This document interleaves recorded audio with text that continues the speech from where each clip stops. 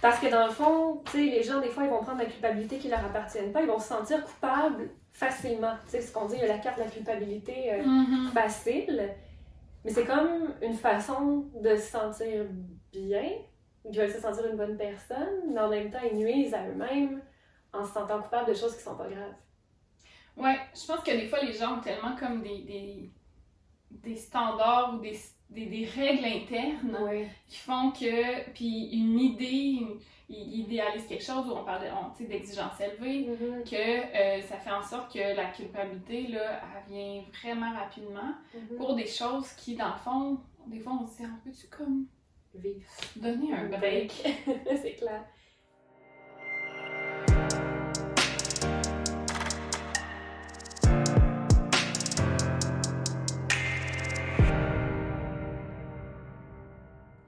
Bonjour et bienvenue dans une nouvelle capsule de deux sexologues. On va aborder avec vous la culpabilité.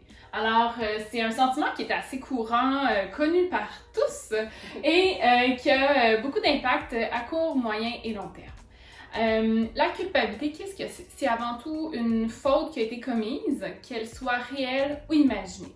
Donc, quand on parle d'une faute réelle, c'est par exemple, il se passe une situation et je crie après mes enfants. Clairement, cette situation-là ne correspond pas à mes valeurs, à ma façon que je veux être comme mère. Donc, la faute, elle est à ce moment-là réelle parce que, évidemment, j'aurais peut-être pu agir autrement, ne pas crier sur mes enfants et régler la situation d'une autre façon. Quand on parle d'une culpabilité qui serait imaginaire, celle-là, elle est assez courante et généralement, elle va faire beaucoup d'obstacles dans notre vie.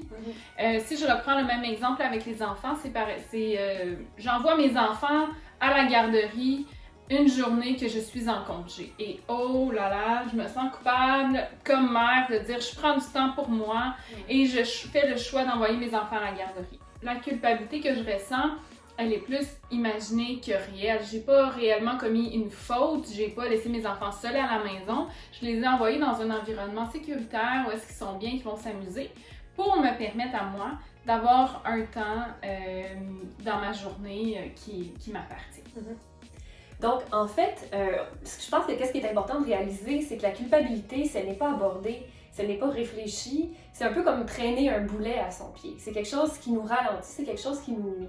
Donc, la première chose à faire, en fait, c'est de se demander justement, est-ce que cette culpabilité-là, elle est bonne ou mauvaise? Est-ce qu'elle est réelle ou imaginée? Donc, pour reprendre ton exemple, justement, si j'ai senti que j'avais peut-être été un petit peu bête ou sec avec mes enfants, là, je peux me dire, mais qu'est-ce que j'en fais de ça? Donc, au lieu de se laisser, on va dire, envahir par l'émotion et nous nuire, on va passer à l'action en réalisant qu'est-ce que j'ai fait, est-ce qu'il y a quelque chose que je peux faire pour réparer? Donc, en même temps, si on se dit elle est réelle, la faute, je peux passer à l'action en allant réexpliquer, par exemple, la situation avec mes enfants. Je peux aller peut-être m'excuser du ton que j'ai employé. Et aussi, de toute façon, des fois, il n'y a pas de possibilité immédiate de passage à l'acte. Je pense que qu'est-ce qu'on peut faire à ce moment-là, c'est simplement conscientiser que c'était peut-être pas en cohérence avec nos valeurs et se dire, je ne reproduirai plus cette situation. Donc, en fait, c'est de se permettre avec bienveillance de faire des fautes parfois et de ne pas se laisser envahir par une culpabilité qui va finir par se transformer peut-être en honte. Et c'est sûr que, comme tu disais tout à l'heure, il y a des impacts. Les impacts peuvent avoir, ça peut être par exemple un manque d'estime de soi. Si à chaque fois, je me renvoie à moi cette image négative, si je ne fais rien pour réparer ou apprendre de la situation, en fait, je nuis à l'image de moi, à l'estime de moi, et insidieusement, ce que ça amène parfois, c'est un manque de passage à l'action par la suite, parce que je ne me sens pas capable ou je ne me sens pas à la hauteur, par exemple. Je sens un peu que ça va venir diminuer le pouvoir d'action que j'ai sur ma vie, sur la situation. Oui. Et cette culpabilité-là, des fois, elle peut être mauvaise parce qu'on la traîne avec nous. Donc, par exemple, on est dans une relation avec une amie et ça fait des années qu'on se connaît, mais peut-être qu'on a pris deux chemins complètement différents puis qu'aujourd'hui, nos valeurs ou nos chemins de vie se croisent plus et on garde cette relation-là, même si elle ne nous convient pas, parce qu'on se dit « ouais, mais je veux pas blesser l'autre, je veux pas que l'autre se sente rejeté. » Donc, je me sens coupable parce que je me dis si je mets fin à la relation, je risque de blesser l'autre personne. Oui, sauf qu'en même temps, cette culpabilité-là nous renvoie à nous une image négative et nous maintient dans une relation qui pourrait même avoir un potentiel malsain. Donc, c'est important à la place de se dire, bon, cette culpabilité-là, elle n'a peut-être pas sa place, qu'est-ce que je peux faire comme action? Ce serait de mettre fin à cette relation-là de la meilleure façon possible, en employant les bons termes de communication, etc. Mais c'est important de le faire, en fait. Donc, dans ça, je prends pas la responsabilité de l'émotion de l'autre personne ou ce que l'autre va vivre, mais je me recentre un petit peu plus sur moi, qu'est-ce qui peut me convenir, puis de dire, en fait, je me sens coupable par peur pour pas que l'autre personne se sente mal, mais à travers ça, c'est moi c'est un peu à mon détriment à ce moment-là. Exactement.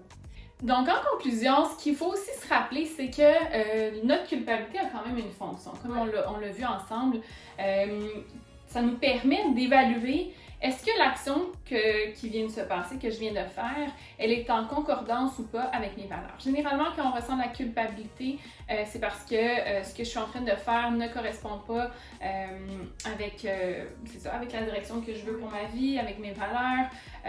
Ça va aller au-delà de ça. Donc, c'est comme un petit signal là, qui m'envoie me dire attention Virginie, ce que tu es en train de faire, est-ce que ça fonctionne avec qui tu veux être, qu'est-ce que tu veux dans ta vie?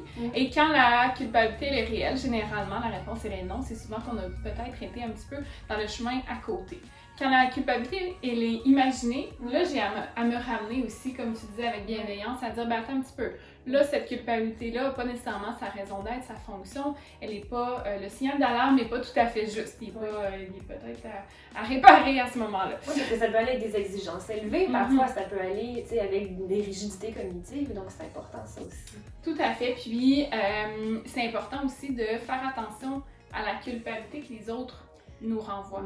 Des fois, les gens vont avoir tendance, pour se déculpabiliser, de nous renvoyer la faute, de nous responsabiliser pour des choses qui leur appartiennent. Et si j'ai une tendance justement à me sentir coupable, mais qu'est-ce que je vais faire? Je vais la prendre sur moi puis je vais me dire ah oui c'est vrai, je me sens coupable et là on entretient la culpabilité imaginée. Et ça peut effectivement nous maintenir, comme tu disais, dans des relations qui peuvent être toxiques pour nous. Alors, se questionner, en ce moment, l'autre, je me sens coupable, est-ce que ça m'appartient ou pas? Est-ce que c'est la responsabilité de l'autre et donc je ne la prendrai pas, je lui laisse sa responsabilité? Ou est-ce qu'il y a une raison dans ça là, qui fait que oui, la culpabilité a sa place? Alors, en espérant qu'avec ça, vous avez pu mieux saisir les différentes culpabilités, puis mieux voir là, avec en faisant les petits exercices quotidiens dans vos actions de réflexion, de voir est-ce que c'est réel cette culpabilité-là ou non. Donc, merci d'avoir écouté notre capsule et si vous avez aimé, n'hésitez pas à faire un pouce en l'air ou à vous abonner si ce n'est pas déjà fait. Merci. La culpabilité, qu'est-ce que c'est? C'est en fait, ça va survenir quand il y a une faute qui a été commise, pardon. Je pense que tu te sens coupable de t'être trompée. Et je me sens vraiment coupable. Bonjour et bienvenue dans une nouvelle capsule de deux sexologues. Aujourd'hui, on va aborder la Saint-Valentin, je pensais que la sexualité. Prise 43. C'est ça, je me disais, c'est pas grave, on a du plaisir.